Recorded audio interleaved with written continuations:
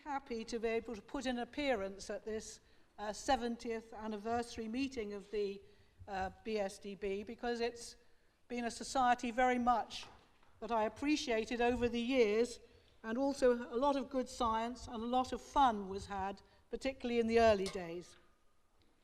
So today we're going to celebrate the work of Christiana Ruhrberg, who's being awarded a medal which is named after me.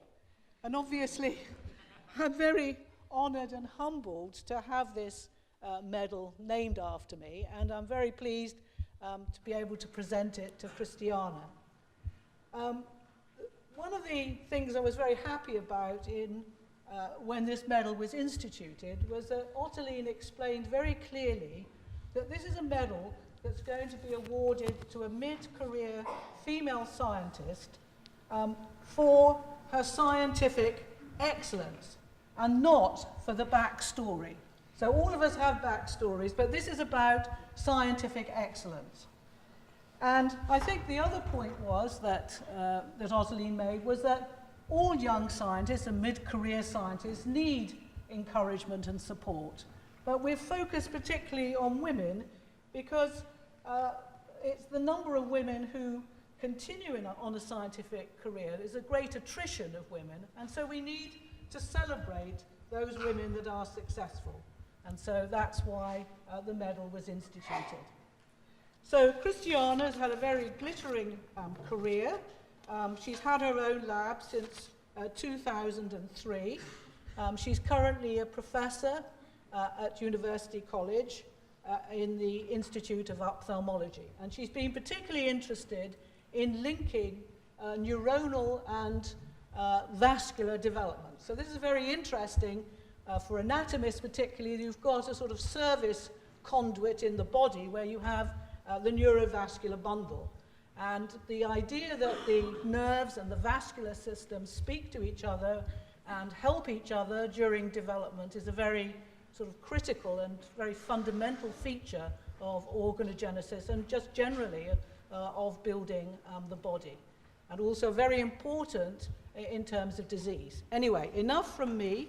I'd like to then pass this medal to Christiana. I'd like to present her with this medal. Many congratulations.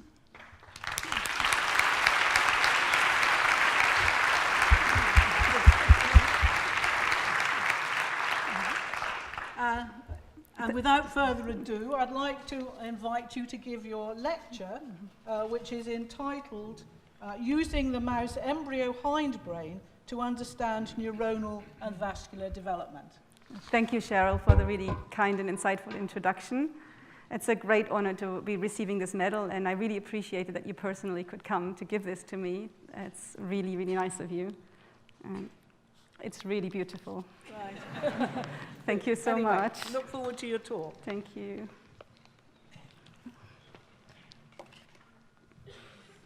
So it's also a great pleasure to be here today. I feel very privileged to be part of the BSDB and the developmental biology community here.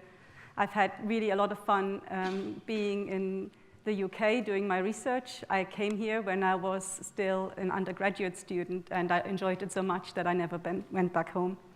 So thank you all for making it so lovely here. So my award lecture today, I'd like to dedicate it to my mentors. One of them is here in the audience, and that's Rob. So my PhD supervisor was Fiona Watt. My first postdoc supervisor was Rob Kumlauf, and my second postdoc supervisor was Dave Scheimer. And they've provided me with fantastic research opportunities and also very helpful career advice, and without that, I wouldn't be standing here today. So thank you very much. I'd also like to take this opportunity to say thank you to the past and present team members who've carried out a lot of different research projects in my lab over the years. And broadly speaking, as Cheryl said, we can encompass them with the term neurovascular connections.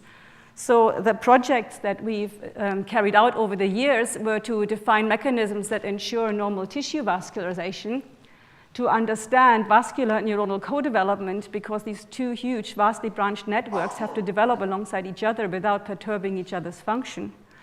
And then we want to understand ultimately how we can apply the knowledge gained through our developmental studies to understand congenital disease and maybe also acquired diseases.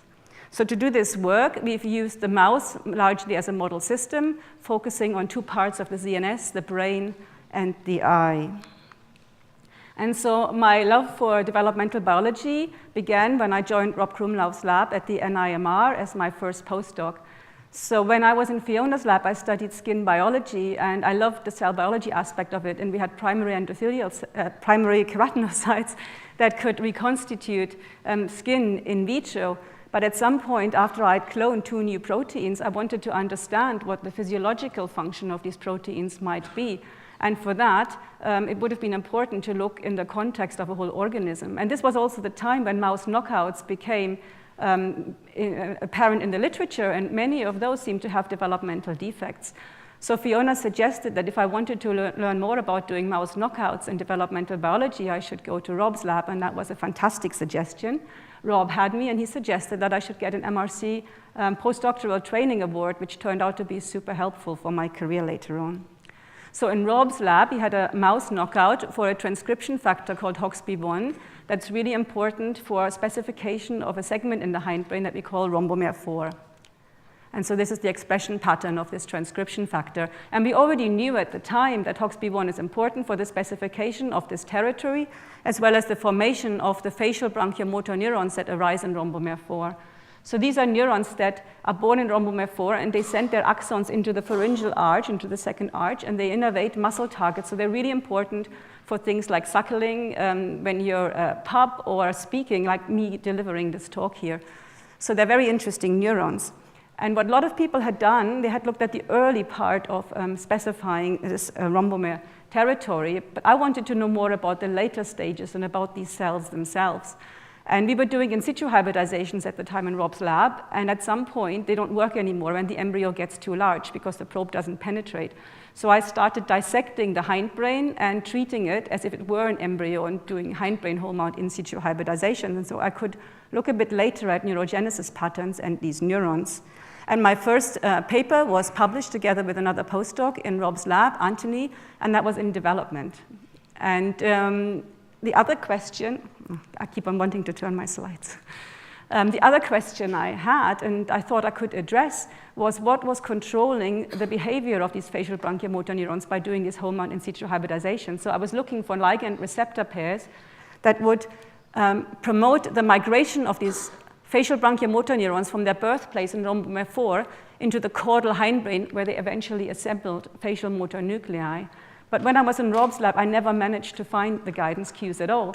And in fact, I had to go a roundabout way through a vascular biology lab to find the guidance factor, because it turned out to be a factor that was well known as a vascular growth factor, VEGF, and I'll get back to that a little bit later. So when Rob became director of the Cancer Research Institute, the Stowers Research Institute in Kansas City, I had to find myself a new home for family reasons in the UK. I couldn't move to Kansas with him. And I swapped to a new lab that was Dave Scheimer's lab at the ICRF, which is now the Crick Institute. And there I took my hindbrain model, and I thought I'll just do the same thing. I just won't look at neurons now, I just look at blood vessels and see whether I can use this whole mount technique to visualize blood vessel growth.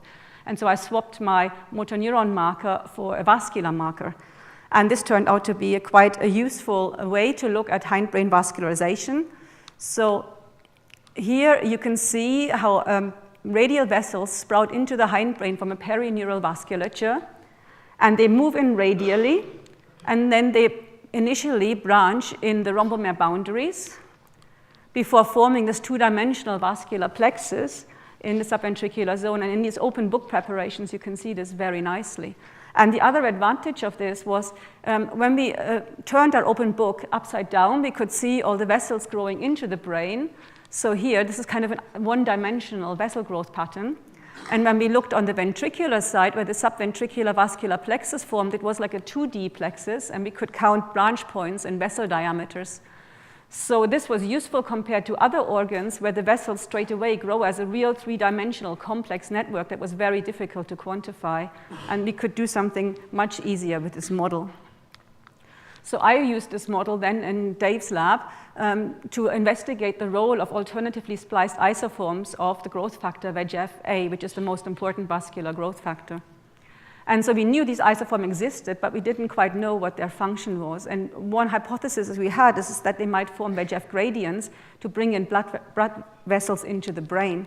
And so Dave had made mice that were expressing selective isoforms of VEGF, and I examined them with my hindbrain model. And what we could show is that the neural progenitors release VEGF to bring in blood vessels into the brain and make them branch within the brain as well. And while these blood vessels grow in, they pick up the VEGF gradients and they polarize. And I called these structures endothelial growth cones here. And we subsequently also collaborated with the lab of Christer Betscholz in Sweden, in particular a postdoc there called Holger Gerhard, who was very interested in retinal vascularization. That occurs postnatally, but we found it follows very similar principles. So the vasculature grows out from the optic nerve head in the mouse and then follows an astrocyte carpet that releases ECM and to spread out radially over the retinal periphery. And VEGF gradients released by neural cells were driving this outgrowth. So together, these findings informed the current model that we have now, how blood vessels grow mechanistically, and it's called the tip-stalk cell model. It's a phrase that Holger coined. So the idea is that oxygen-starved cells would release VEGF gradients, which induces the sprouting of blood vessels towards the hypoxic tissue area. And to detect the VEGF, these tip cells here express VEGF receptor 2, and they make philopodia that allow them to explore their environment for the ECM and VEGF cues. And these tip cells are followed by so-called stalk cells, which are the lumen-forming cells of the blood vessel. So having completed my second postdoc, well, near completed, it turned out that Dave Scheimer was also going to go to the US, this time to go to industry, so I quickly had to come up with a new solution of what I was going to do with my career. So I thought I'll combine my neurobiology training and my vascular biology training into some new kind of neurovascular connections research. And the MRC thought that this was worthy of supporting with an MRC Career Development Award. And I was sponsored by John Greenwood at the UCL Institute of Ophthalmology to join UCL with this project. And so I've been there ever since, going through the ranks of lecturer, reader, and eventually professor, and I'm now also a Wellcome Trust investigator. And we're still broadly studying neurovascular co-patterning in development. And so when I was an MRC Career Development Fellow, my first project was then to go trace back a few steps, and with the power of serendipity, finally figured out what the growth factor was that was controlling facial branchiomotor neuron migration from rhombomer 4 into the caudal hindbrain, and because it was VEGF-A. And at the beginning, it was more or less a joke, because I had my VEGF mutants, and I knew how to look at FBMs, and then suddenly, to my surprise, this was the factor I'd been looking for all along. So to do this work, I actually had to do something else first, and that was recruit a postdoc. And I was very fortunate to have Quentin Schwartz come over from Australia to join me as my first group member. He took a huge leap of faith in choosing me as his mentor because, I hadn't really mentored anyone else before. So I'm always very grateful to him. And so he finished this project. And the other interesting thing that he found is that the receptor for VEGF-A was a protein called Neuropilin, which many people knew from blood vessels, as well as a semaphorin receptor in the nervous system. And so what he could show is that these facial branchiomotor neurons express Neuropilin, but the Neuropilin has two different functions at the opposite end of the cell. So on the cell body, it was controlling cell body migration via VEGF, and that's an attractive function. But at the growth cone, SEMA3A was acting through Neuropilin-1 for repulsion. So the same receptor was doing the opposite thing on both ends of the cell and had nothing to do with where the ligands were expressed. They were actually present in in the environment of both compartments. And so something we're still trying to figure out today is how exactly the specificity is achieved, and we think it's something to do with co-receptor choice.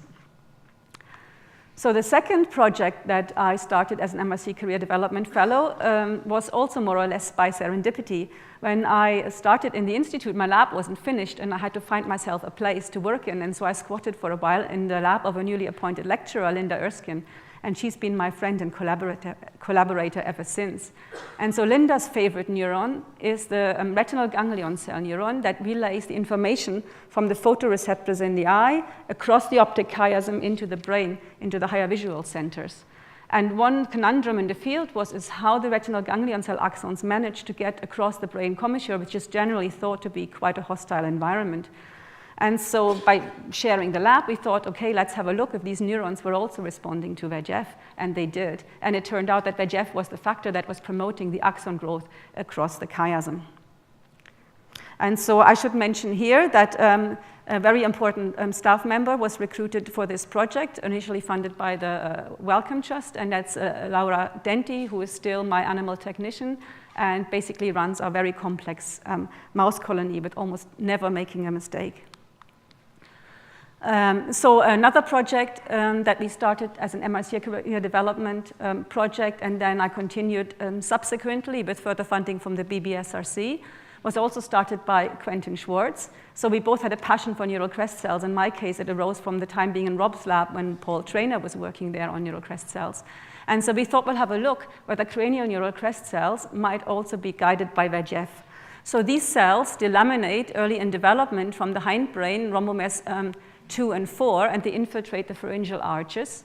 And there they release signals to pattern other cell types or transdifferentiate into other cell types, such as neural and glial cells. And so they didn't seem to be guided in the mouse, particularly by VEGF, but what Quentin found is that they definitely responded to SEMA3A. And in fact, he found that SEMA3A signaling through Neuropilin channeled the cranial neural crest cells into their correct streams. And by teaming up with a PhD student, Charlotte Maiden, he could subsequently show that this was also very important for the formation of the sympathetic nervous system in the trunk.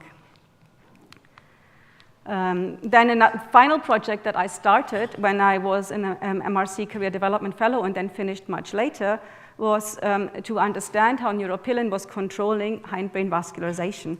And this project was started by my very first PhD student, Joaquim Vieira, who's also in the audience today.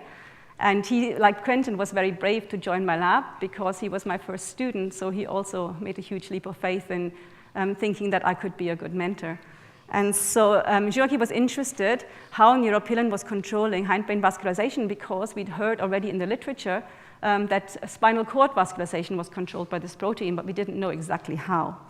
And the interesting thing was that when we deleted Neuropilin, or Neuropilin specifically in endothelial cells, that the radial vessels were still going normally into the hindbrain, but they then failed to branch laterally and form the subventricular vascular plexus. And we figured out that this was important. For this pathway, it was important that Neuropilin was expressed in the endothelial cells, but not neural cells or microglia, which also have this protein. Subsequently, we could show that the endothelial neuropilin is really important for sprouting in the subventricular vascular plexus zone because it drives the formation of the filopodia that characterize a tip cell. So here is a picture in high resolution of these filopodial bursts on tip cells in a normal hindbrain subventricular vascular zone plexus. So here you can see a tip cell, and here are the lumen-forming stalk cells. But when you look at the Neuropilin mutant, you can see very few tip cells. And if they do form, they have very sparse and very thin filopodia. And the interesting thing was, this was not due to a role of Neuropilin in either VEGF or SEMA signaling. In fact, we figured out that it had something to do with adhesion signaling, a pathway that we're still working on. We understood a little bit more about the importance for adhesion signaling when 3 biochemists joined my lab, Claudio Raimondi, Anastasia Lampropulo, and Valentina Senatore. And what they could do is they worked with Alessandro Fantin, who has been driving my Neuropilin work up to this day and started originally as a PhD student in my lab. So together they could show that Neuropilin promotes integrin signaling and integrin activation specifically of the ABL1 kinase in the Rho GTPase CDC42.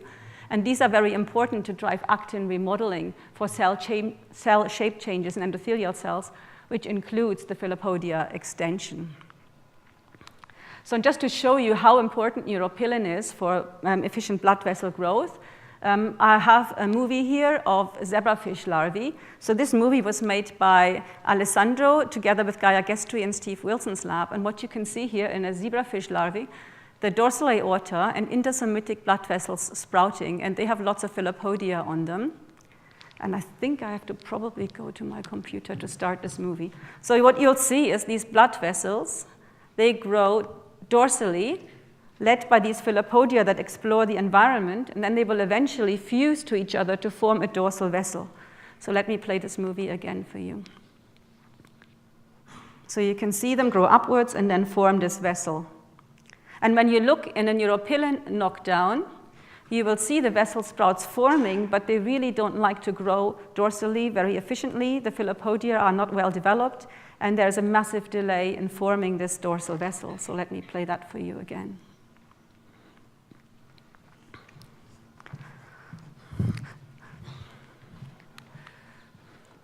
So since I'm a member of the academic staff at UCL and I have a tenured position, there is something else we've been starting to do, and that is to look at cell interactions in the developing brain and also how brain cells interact with the cardiovasculature outside the brain. And so just to very quickly give you an overview over this work, so here you have the hindbrain. And in the early hindbrain, we have three main cell types. We have the neural progenitor cells that will give rise to the neurons and glia, shown here as green dots. We have the microglia, which are the mobile macrophages of the central nervous system. And then, of course, we have the blood vessels, which are mostly composed of vascular endothelial cells. So we want to know how these cells interact with each other to orchestrate organ formation. And then we're also interested in another population of neural crest cells that actually emanates from the caudal hindbrain. So this is not the cranial neural crest cell, this is the so-called cardiac neural crest cells. And they invade the pharyngeal arches, and there they associate with pharyngeal arch arteries, and some of them even migrate as far as the outflow tract of the developing heart. And so looking at the cell interactions in the hindbrain, I've just brought 3 pictures with me here, which are 3D reconstructions of confocal SET scans showing interactions between different cell types in the early hindbrain. And so this work has been driven by Alessandro Fandin and Matthew Tata in the lab. So this is the neural progenitor cell layer in mitosis as it lines up on the ventricular surface during the process of radial migration that you've heard about. And underneath here, you can see in red the subventricular vascular plexus that comes in from radial vessels. And you'll appreciate that there's loads and loads of filopodia going towards the ventricular surface, interdigitating with the neural progenitor cells. So there's a very intimate relationship. And you already know from what I told you earlier that the neural progenitor cells are really important to secrete the VEGF that drives the blood vessel growth in the brain. On this picture, you see something different. In green, you can see a microglial cell instead.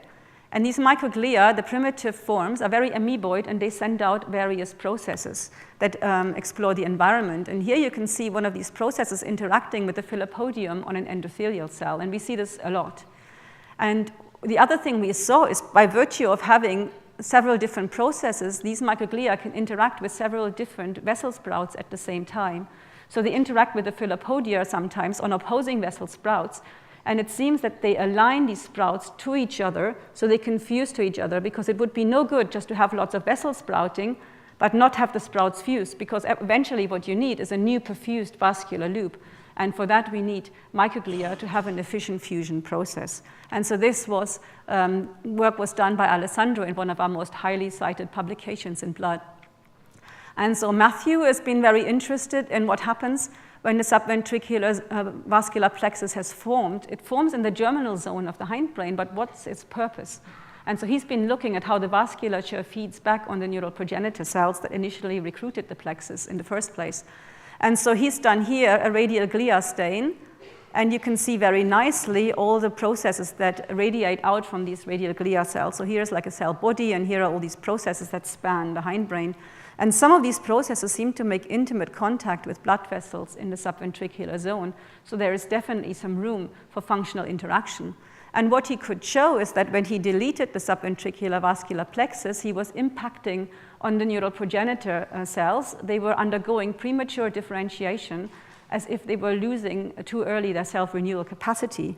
And so the consequence of this then was an abnormal hindbrain growth. And the way he did these experiments, and I'll just show you one of them, is to look at neuropilin mutants, because I'd shown you earlier they specifically lack the subventricular vascular plexus.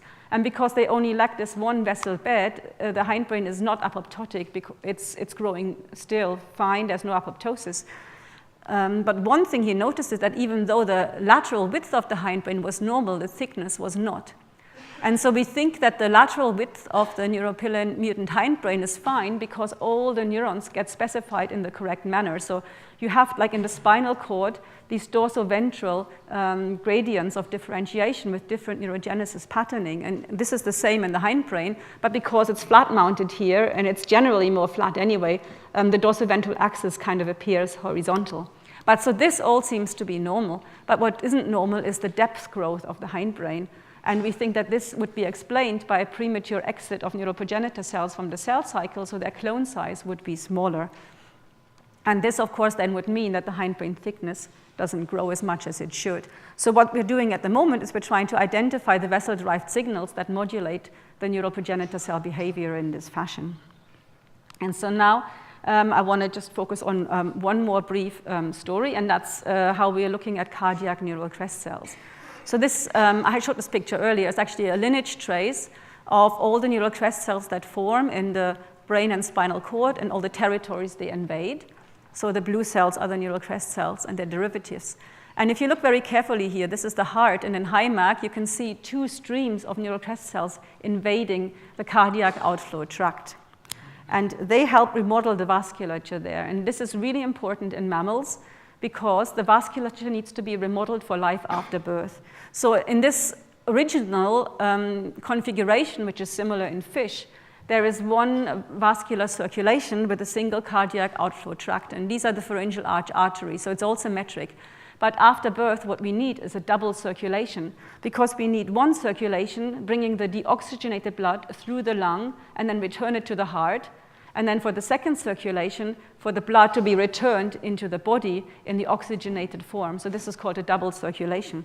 And for this, we need to have two exits from the heart. We need the pulmonary artery and we need the aorta. And what the neural crest cells do is they septate the original cardiac outflow tract into the base of this pulmonary artery and the aorta so we can get this double circulation. And Alice Plain in my lab has elucidated the mechanism of how this works.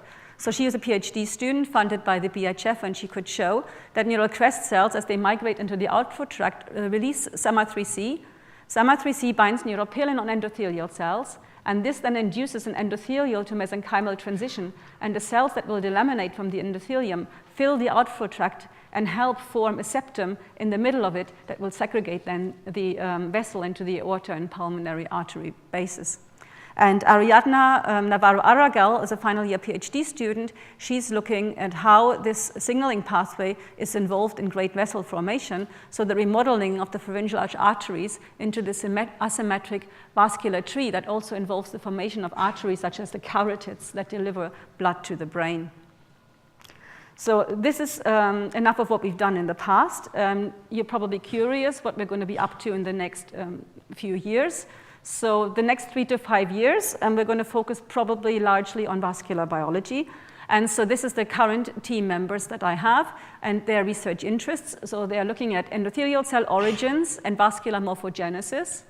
And they're also interested in seeing whether some of the signaling pathways we've identified in the embryo also regulate adult vascular function.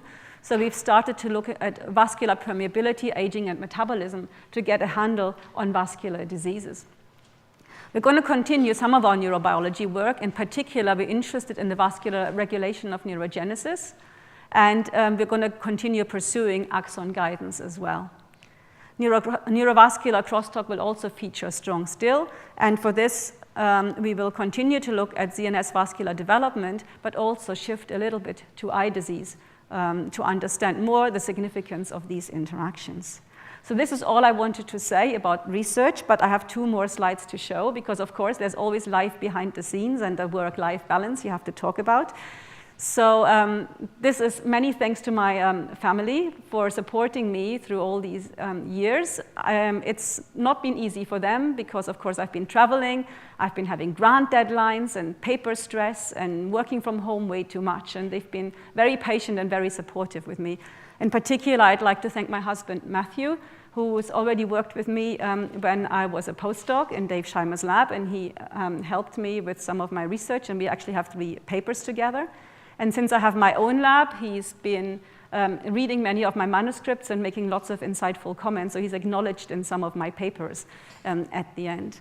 And so these are my 3 children, Dylan, Mia, and Anya. And they've also been extremely patient with me, being a working mom and, you know, running around and, oh, I got another deadline, sorry, I can't cook dinner. And so Dylan usually steps in then and cooks the dinner for me. And on Sunday, as I was trying to come to the talk, we had building works going on in the house, and I was super stressed. I can't be dealing with this. I got to prepare my talk. I'm going to give, you know, a lecture, and I'm going to be videoed, and I'm going to really embarrass myself. And then Dylan gave me a big hug, and Mia said, Mom, don't stress. You'll do fine, as always. And Anya said, Mom, I drew you a heart. You can take that with you for your presentation. So thanks, guys. And that leaves me to say happy anniversary, BSDB. And my claim to fame is actually not my research, but that I've hosted Jeff Christensen in my house when he was my NIMR mate. And that's when he designed this beautiful logo. So I was the first person ever to see it, and I loved it. And I guess everyone else did, because it's still there. So thank you, BSDB.